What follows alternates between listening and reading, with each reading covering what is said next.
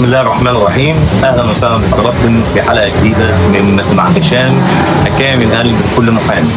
حكايتنا النهارده مع استاذنا الاستاذ الفاضل استاذ محمد الحقولي، المحامي الحقوقي الشهير بتاع الغلابه. اهلا وسهلا استاذ محمد. اهلا وسهلا استاذ هشام، وتشرفت هنا ومواطن ان شاء الله انت ومشاهدينا الكرام. بيك يا استاذ محمد، منورنا. ان شاء الله يجعله برنامج كويس يفيد المحامين ان شاء الله. اللهم امين يا رب. وفيما يخص شباب المحامين عندنا شويه اسئله كده المحامين عايزين تسالها. المحامي الشاب تحديدا، بما انك محامي حقوقي يا استاذ محمد وفوق انسان، ازاي لو حصلت معايا مشكله في المركز اتعامل معاها؟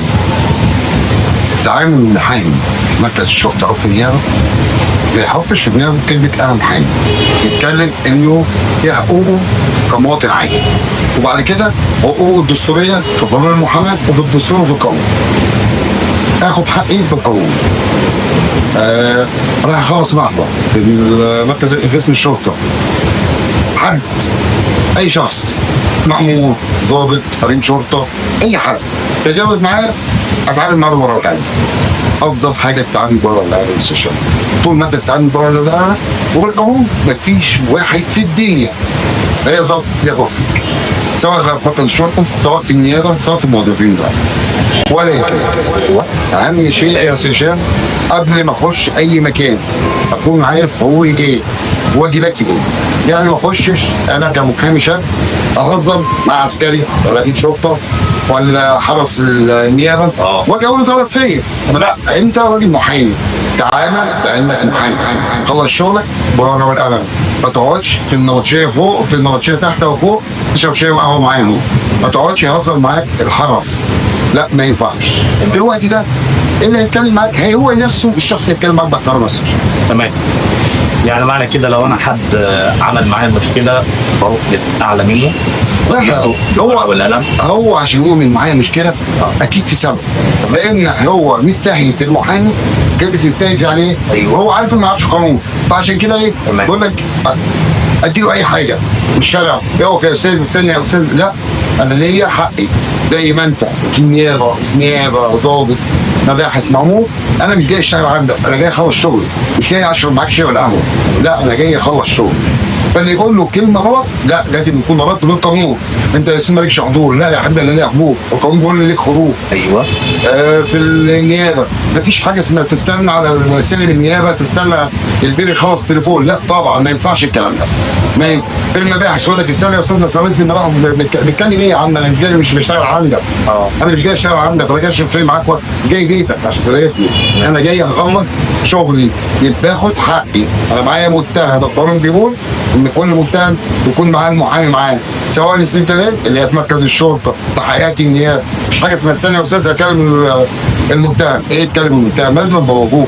ده اللي بيحصل دايما. ما ينفعنا عشان للاسف مش بيحصل استشهاد مع كل الناس، وانت عارف احنا بنروح هناك تحت رامنا عشان هم عارفين ان هيغلطوا في ورقه وقلم، في تفتيش نيابات، في تفتيش شرطه، في بنتكلم قانونا. هنا مركز شرطه بني مزار اتعاملت مش كويس في تفتيش مديريه الامن، مفيش تفتيش مديريه الامن، في تفتيش الوزاره.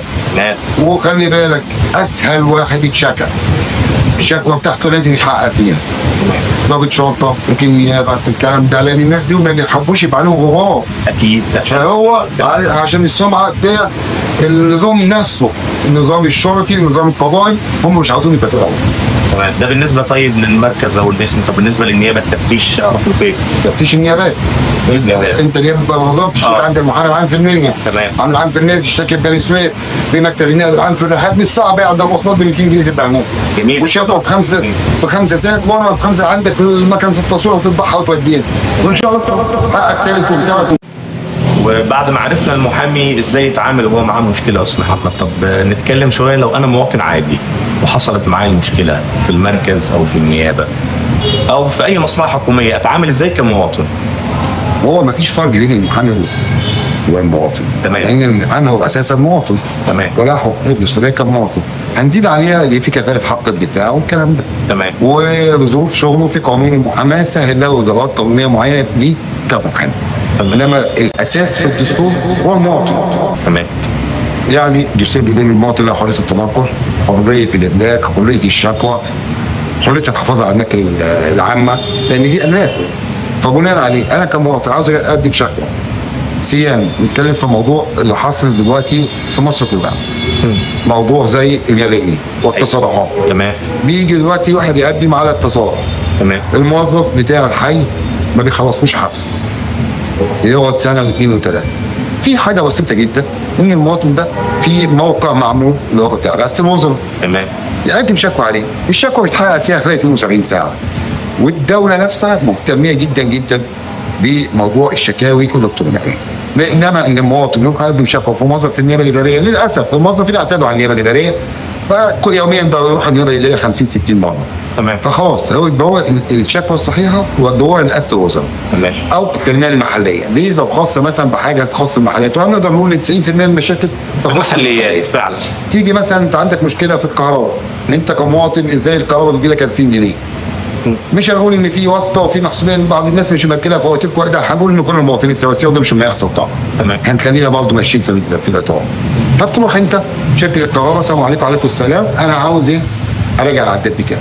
بيقول لك لا، في فرع، في مديره في المنيا، في مديره في شمال الصعيد، في خلاص زهقت خلاص، تقدم شكوى على الموقع الالكتروني بتاع رئاسه الوزراء. موقع الشكوى بتاع رئاسه الوزراء يا جماعه بيتحقق فيه تحقيق كامل، بس ملوش شكوى كيديه، يعني خلي شكوتك صحيحه وارفعها بالمستندات.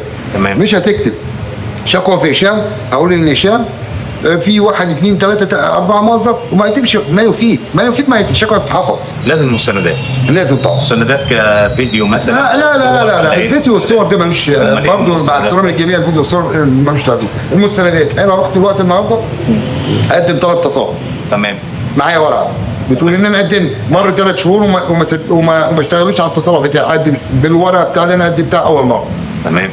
عملت نموذج 3 ورحت المحكمه اقدمه عشان خلاص والله ما كان مديش، اروح اقدم شكوى ان انا اديني 3 شهور في نموذج 3، لان المفروض القانون بيقول كده 90 يوم يكون التصرف بتاعك تم. طبعا ده ما بيحصلش. اكيد. فانت اجري ورا حاجتك، مش هقول غير الكلمه دي، اجري ورا مصلحتك. الموظف مش فارق معاه، هو كده كده شهر بيقبض مرتب. تمام. ولو هنتكلم عن علاقه المحامي بحقوق الانسان، فمش هنلاقي فرصة أعظم من الفرصة دي نتكلم فيها مع الأستاذ محمد، رئيس مركز الحريات والحصانات لحقوق الإنسان. إيه علاقة المحامي يا أستاذ محمد بحقوق الإنسان؟ وإيه اللي حببك في حقوق الإنسان؟ مبدئيا هشام هو مركز الحريات والحصانات لحقوق الإنسان قبل ما يبقى جمعية تمام. تبع وزارة الشؤون الاجتماعية، كان أصلا اسمه مركز الحريات والحصانات لحقوق الإنسان تابع لنقابة المحامين في المنطقة. تمام. كان اياميا موجود الاستاذ محمد عبد الحكيم وزير، ربنا يطول عمره، وهو معانا النائب حاليا. وكان الاستاذ رضا الطحاوي ده امين عام النقابه حاليا، كان هو امين مساعد مركز الحريات وحقوق الانسان.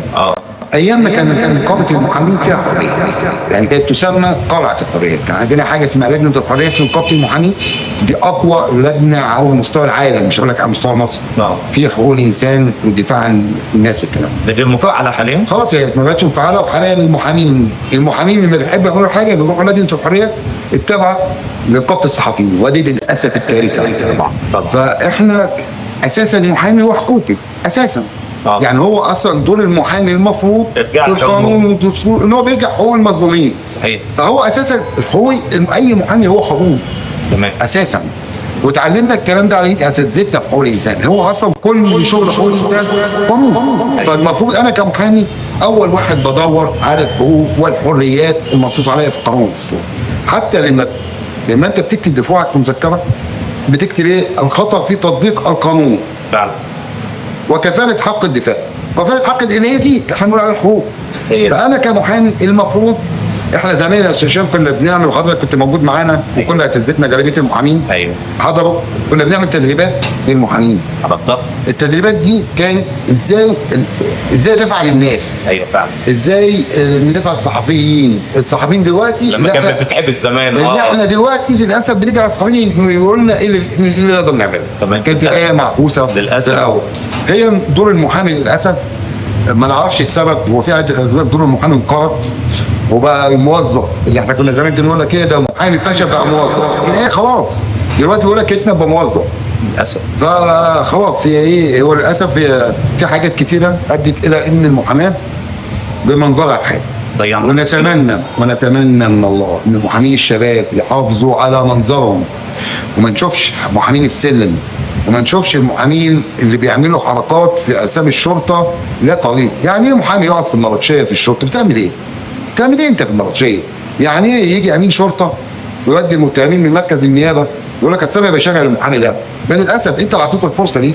بعد ما كان احنا هشام اول ما اشتغلنا في المحاماه مع الاساتذه الكبار ما كانش في واحد من ضابط او كان يقول لك الاستاذ الباشا طبعا معالي المستشار. أيوة. دلوقتي للاسف بالاسامي ده ما فيش الاسامي، ده اقل من الاسامي، وللاسف هم اللي عملوا في نفسهم كده.